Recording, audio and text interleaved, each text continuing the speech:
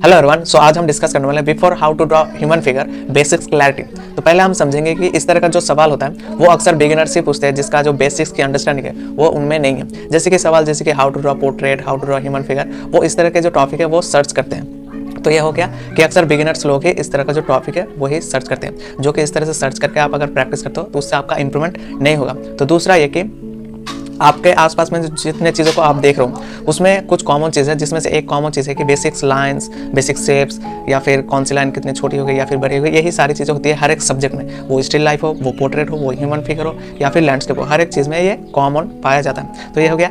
And third point ये है कि फ़र्क नहीं पड़ता कि आपका इंटरेस्ट किस सब्जेक्ट मीडियम पर है। किसी का इंटरेस्ट मान लो पोर्ट्रेट के ऊपर हो सकता है, या फिर ह्यूमन फिगर पे हो सकता है, या फिर लैंडस्केप पे हो सकता है। बट अंडरस्टैंड, आपका भले इंटरेस्ट इसमें हो या ना हो, आपको पहले स्टार्टिंग में सिंपल और बेस सब्जेक्ट लेना ही पड़ेगा अगर आपको बेसिक्स को मास्टर करना है। जैसे कि बेसिक्स सब्जेक्ट जैसे कि स्टिल लाइफ हो गया, लैंड। अब किसी के मन में ये सवाल आ सकता है कि स्टिल लाइफ को सिंपल और बेस सब्जेक्ट क्यों बोला जाता है। इसका रीज़न सिंपल है कि जो स्टिल लाइफ का सब्जेक्ट होता है उसमें कॉम्प्लिकेटेड एंगल्स और कॉम्प्लिकेटेड शेप्स नहीं होते, जिस वजह से एक बिगिनर को समझने के लिए ज़्यादा हार्ड नहीं होता स्टिल लाइफ सब्जेक्ट को।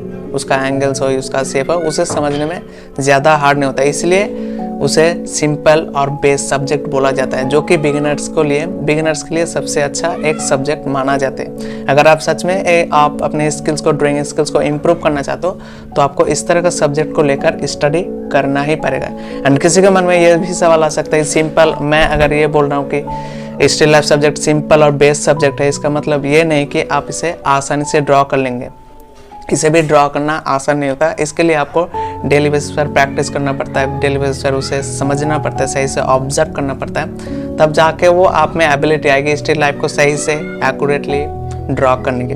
तो ये हो गया सिंपल एंड बेस सब्जेक्ट पहले प्रेफर करो, फिर धीरे धीरे इसके बाद आप पोर्ट्रेट हो या फिर ह्यूमन फिगर हो या फिर लैंडस्केप, आप इस तरह का सब्जेक्ट उठा सकते हो। तो पहले आपको स्टिल लाइफ सब्जेक्ट लेना ही पड़ेगा। तो ये हो गया। अब फोर्थ टॉपिक है कि किसी भी चीज़ को बनाने की शुरुआत हाथों से नहीं, आँखों से होती है। अगर आप किसी भी चीज़ को देखना नहीं जानते, किसी भी चीज़ को कैसे देखा जाता है, तो ऑब्वियस चीज़ है कि आप उसे सही से ड्रॉ ही नहीं कर पाएंगे। तो पहले आपको सीखना होगा कि किसी भी सब्जेक्ट को ऑब्जर्व कैसे करा जाता है। तो मैं थोड़ा एक हिंट दे देता हूँ कि एक बिगिनर जो किसी भी चीज़ को ऑब्जर्व करते हैं तो उसमें डिटेल्स को ढूंढता है, डिटेल्स को ऑब्जर्व करता है, कलर्स को ऑब्जर्व करता है। तो हमें एज एन लर्नर हमें इस तरह की चीज़ों को पहले ऑब्जर्व नहीं करना होता। पहले हमें ऑब्जर्व करना होता है कि किसी भी सब्जेक्ट का जो बेसिक शेप्स है उसे हमें समझना होता है, उसे ही हमें ऑब्जर्व करना होता है। तो यही थे कुछ बेसिक्स अंडरस्टैंडिंग।